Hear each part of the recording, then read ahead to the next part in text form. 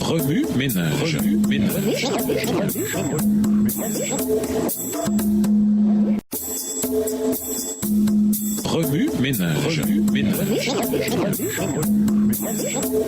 Bienvenue dans votre émission Remue ménage. Nous voilà à la leçon de lundi. Vivre pour la lumière même au sein des ténèbres. Lisons Acte 24, les versets 10 à 19. Acte 24, versets 10 à 19. Sur un signe du gouverneur, Paul prit à son tour la parole.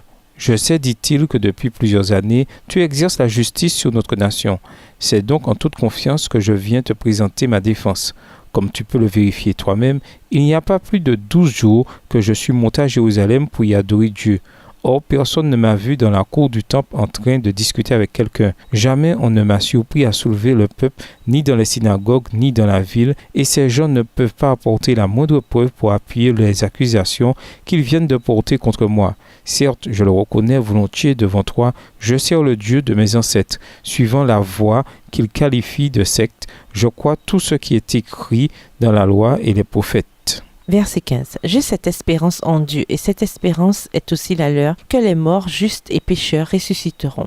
C'est pourquoi je m'applique sans cesse, moi aussi, à garder une conscience irréprochable, tant devant Dieu que devant les hommes. Après plusieurs années d'absence, je suis revenu dans mon pays pour apporter une aide en argent aux gens de mon peuple et pour présenter des offrandes à Dieu. J'étais alors dans la cour du temple, après avoir accompli les cérémonies de la purification. Il n'y avait autour de moi ni attroupement ni désordre. Telle était la situation quand ils m'ont trouvé. Mais en effet, ce sont des Juifs de la province d'Asie qui m'ont trouvé, et ce sont eux qui devraient être ici pour soutenir leurs accusations devant toi, s'ils ont quelques reproches à me faire. Il y a des moments dans notre vie où nous avons envie d'abandonner.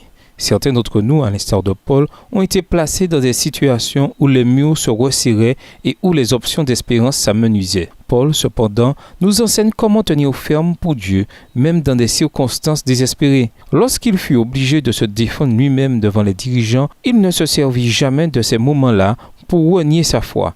Il la défendit plutôt et continua de partager la vérité pour honorer et glorifier Dieu. Paul considéra cette occasion comme provoquée par Dieu et fit tout pour l'exploiter. Il savait qu'il se trouvait en présence de celui qui avait tout pouvoir pour le mettre à mort ou pour le libérer, et pourtant il n'adressa pas à Félix et à Drusille des louanges ou des flatteries. Ces paroles, il en était sûr, leur apporteraient une odeur de vie ou de mort. Mettant de côté toute considération personnelle, l'apôtre chercha à faire naître en eux le sentiment du danger qu'ils couraient. Paul se rendait compte que l'Évangile avait des droits sur tous ceux qui l'écoutaient, et qu'un jour Félix et Drusille seraient ou parmi les purs et les saints autour du grand trône blanc, ou parmi ceux à qui le Seigneur dira « Retirez-vous de moi, vous qui commettez l'iniquité ». Il était persuadé qu'il rencontrerait chacun de ses auditeurs à la barre du tribunal céleste et que lui, Paul, devrait répondre alors non seulement de toutes ses paroles et de tous ses actes, mais aussi de l'esprit qui les avait animés. Il leur expliqua avec une clarté persuasive que le devoir de l'homme consiste à vivre dans la sobriété et la tempérance, à placer ses passions sous le contrôle de la raison, selon la loi de Dieu, et à conserver ses facultés physiques et morales en bonne forme. Paul s'efforça de fixer l'attention de ses auditeurs sur celui qui a fait le sacrifice de sa vie pour le pécheur. Il rappela les rites qui étaient l'ombre des choses à venir, et il présenta le Christ comme l'antitype de toutes les cérémonies, seule source d'espoir et de vie pour l'homme perdu. Remue ménage, selon vous, pourquoi Paul sentait-il qu'il était important d'honorer Dieu même sur le banc des accusés? En tant que chrétien, que faire pour trouver la force d'être une lumière pour Dieu alors que nous traversons des situations difficiles? Au revoir. Et à demain si Dieu veut. Remue ménage.